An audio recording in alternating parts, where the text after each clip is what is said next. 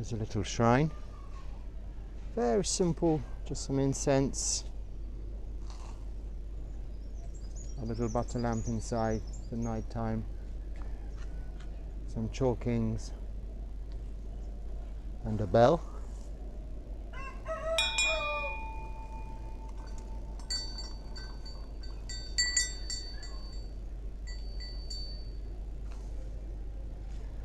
And if unfortunate today, just along here is a little temple where, as you can see, there's some new cars going through this part of the village. Along here is a little temple, which is where I used to take a group of meditators each morning before prasad for guided meditation or just sitting in peace. And I'm hoping that it's still okay to do that. I haven't been there for some few months though. It's a very edge and quiet part of the town.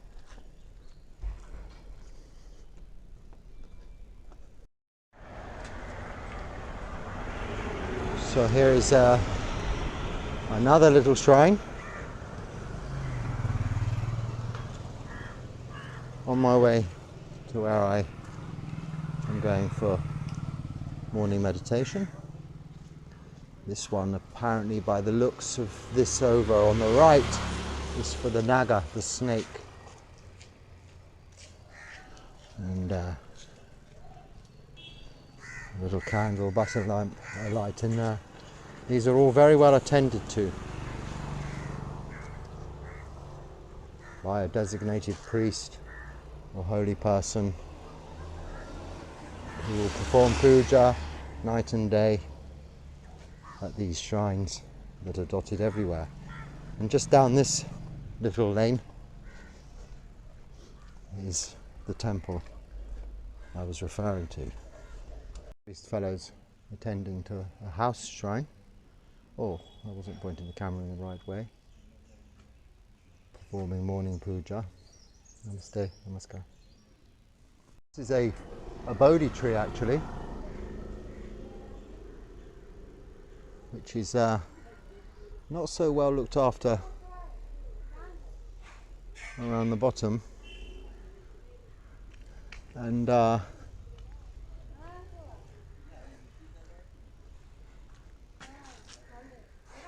we're saying that you can see the leaves are green. It's very much alive. There are some offerings at the base, but it isn't considered here a Buddhist holy point of worship as a Bodhi tree would be in Buddhist countries. A little bit more reverence, respect, possibly. Or it could just be that it's out of the way. It would have other meanings here. I've really gone off on some kind of tangent today. This was not my intention. But without any fixed routines, other than my standard routine of going for alms, which is actually what I'm on the way, in the process of doing, rather late, because here it has to be. You have to wait for some rice to be cooked. You're not going to get last night's leftovers or early morning rice cooking, because they have other kinds of food early in the morning here, which sometimes I do have some breakfast, which is idli or banana buns or dosa, which are a kind of pancake thing. But usually if I'm trying to keep to one meal, I want something substantial like rice and dal, and these things aren't really cooked until about the very earliest 10:30. Excuse me. And then it's no problem to go and get offered this. Of course there is prasad at 11:30. But the main thing is, yes, by midday noon, which is I regard as 12 o'clock, but can be considered about 20 past, quarter past 12 here, because technically that is where the sun is at its meridian. By this time I will have eaten. I'm just having to be patient and wait a little bit longer whilst I'm here in this country. And I'm just saying hello to another bull. Hello. Oh yes, very nice. That's it, snotty nose. Nice. Yeah. You live in a very nice part of town, and I hope you do well. He's waiting like a monk outside the house for his alms to be offered. I know the feeling. It's getting late. So now is a good time to meditate. When you're hungry, you're not dozing, you're alert. You have energy. Virya is the Pali word for energy, enthusiasm. And my little video this morning was about just that, energy and enthusiasm. So here I'm thinking, because of this sign, there may be some puja function about to happen, in which case it may not be appropriate to meditate here, but I will give it a go. Shoes off. Technically, I'm on arms round, so I shouldn't be wearing chappals, shoes. But to return, I have to walk along very red hot pavements or sand on the beach. And you know this is not possible. When I say very red hot, it's almost like molten glass. So hot, I've tried it and really did burn my feet, literally burnt my feet, and very painful experience. So I have to wear my shoes for this, but I take them off as soon as I get to where I'm collecting food, or just a little 100 yards up the road. I'm sure that you weren't interested in such detail, but as a monk, it's our training to be mindful and interested in the detail. Our 227 rules ensure that. Opening a gate, stepping through the gate, turning and closing the gate behind us. Whilst holding one's alms bowl, you would have to wait for someone to open the gate for you, because it is a rule that we don't open the gate or the door to pass through whilst holding our alms bowl. We must put it down and open the door. As you can imagine, it's quite difficult. Then go through the door, pick the bowl up, take it to the other side, put it down, then shut the door. So one looks for a situation where this isn't an issue. And this is an exercise in mindfulness in itself, just one of the very many that help keep sati, mindfulness, in everyday life. Now this is a beautiful temple. I will sit and meditate here. I want to just show you the shrines. I will pay homage to, we have in here Ganesh, the elephant, child of I think Shiva and Rama.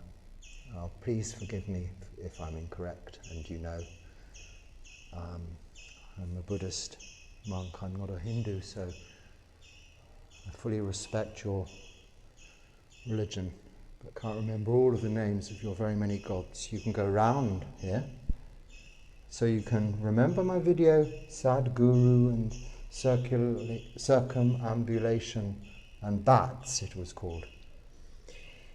So here I'm circumambulating this shrine. As you see, I came in, paid homage at the shrine, and then I circumambulate the said shrine 3 times with my shoulder, which is exposed to the shrine out of respect. So that's 3 circumambulations, yes? And just as you come out of there, there is another open shrine to something or other. This holy man, Wandami, you may recognize this guy, Sai Baba, Indian picture on many packets of incense, and Western ideas of spiritualism. And then we have another shrine. You can't circumambulate this one, but we can ring the bell. Oh, I forgot to show you. Ring the bell. We like to make a noise. And you see, this is, I think, the mother of the elephant boy next door. I'm not sure, 100%. Another beautiful shrine. And these little stone things for something or other. So, should we sit and meditate for a moment? We'll make a little ring. I don't normally like to do that, but they're there, so for your benefit, I'm ringing. If this clock is correct, it's 10:15. So, just a very short meditation, because I then need to go and collect some food. And continue this morning's activities. So now, it's very much the time to enjoy meditation, bringing your conscious awareness to the body, temperature, as affected and conditioned by pachaya. These are conditions. The conditions this morning of walking to this place, into the edges of the town, in the late morning sun. It's warm, hot,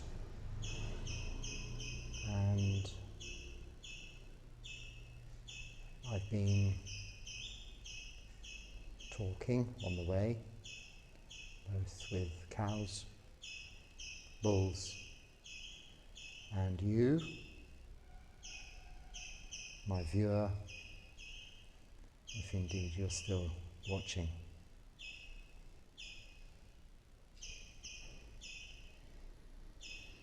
So now is the time to establish ourselves in a posture which is supportive, but also conducive to energy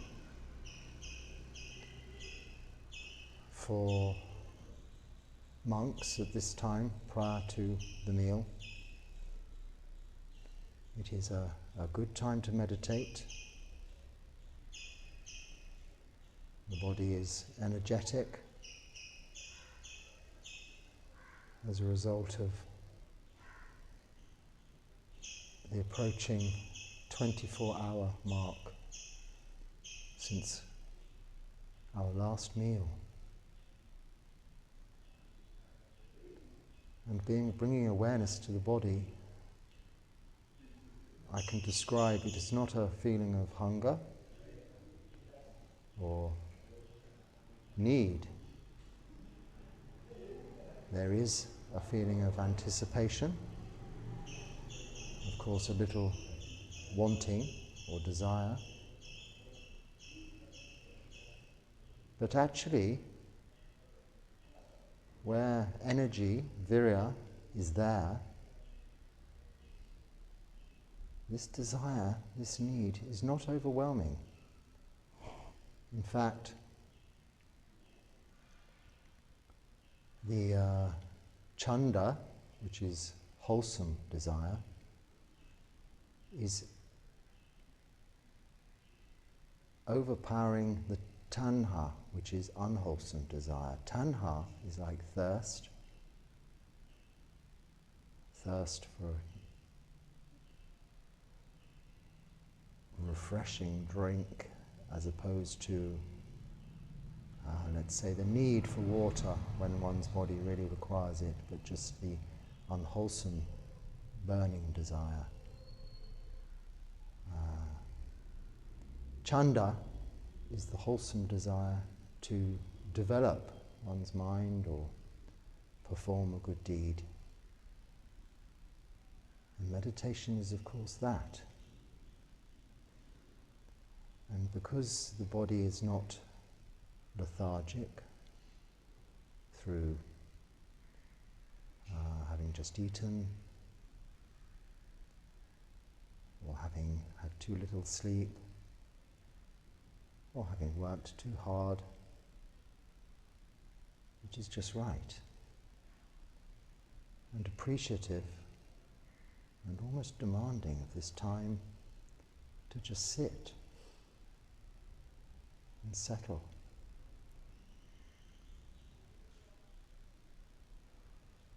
And how very quickly the body is relaxing, has relaxed. And if I bring my awareness to the breath already, it's very shallow, calm.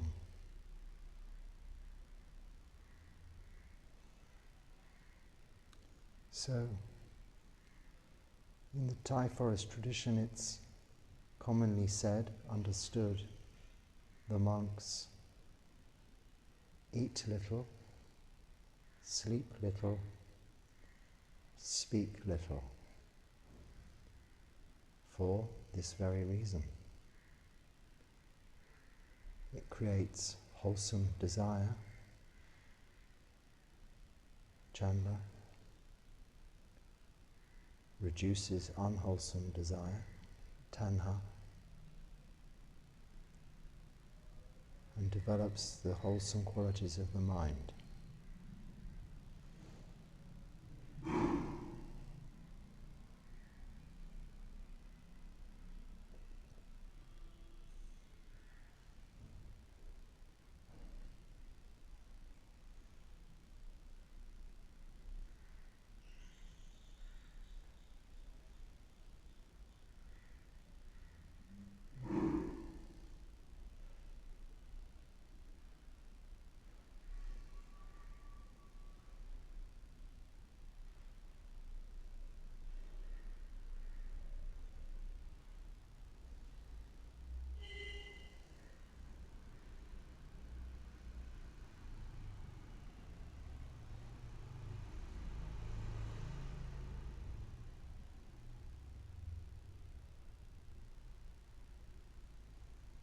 In just this short while to sit, or if you don't have a location, you can stand in the shade of a building, in the shade of a tree.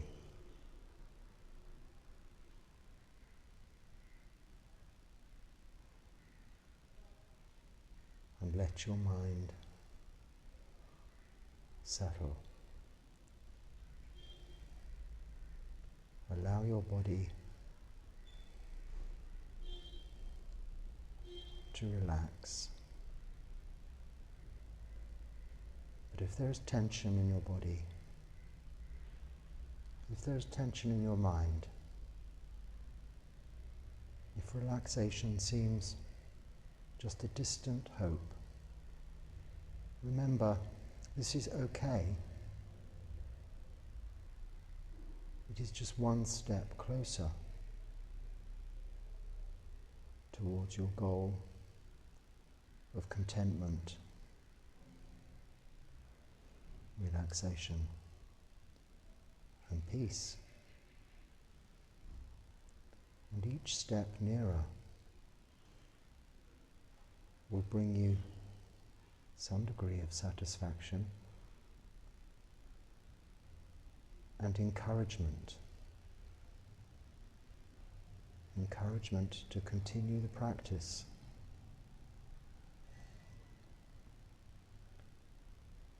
The practice of simply sitting, observing.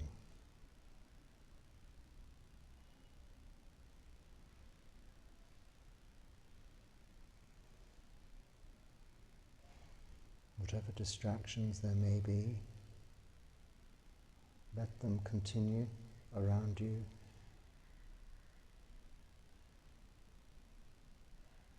Neither regarding or disregarding them.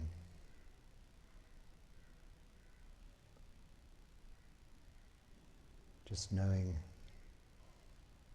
they're there.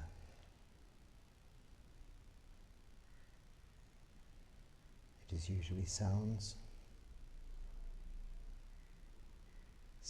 that can be the most intrusive, external distractions.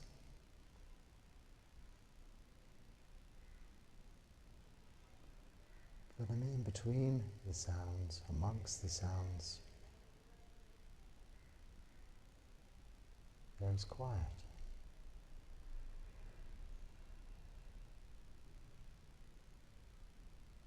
When a vehicle passes by, as it has done a few times since sitting here, your awareness goes to the noise of the tuk-tuk,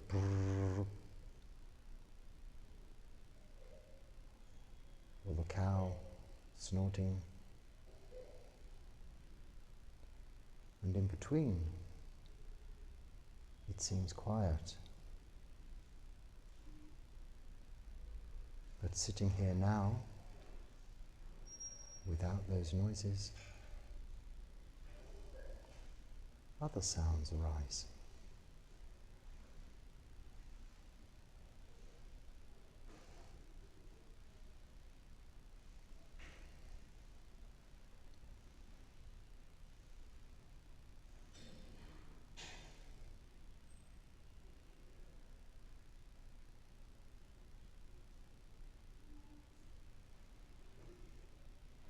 So in this short 10 minutes,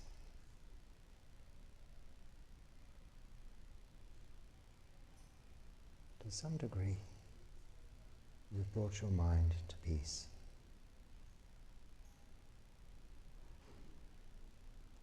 Peace.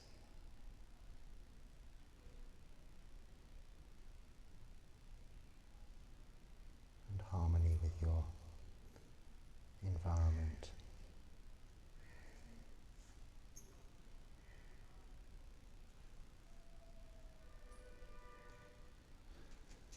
Bhavatu sabha mangalam ragantu sabha devata sabha buddha nubhavena sabha dhamma nubhavena sabha sangha nubhavena sada soti bhavantu te.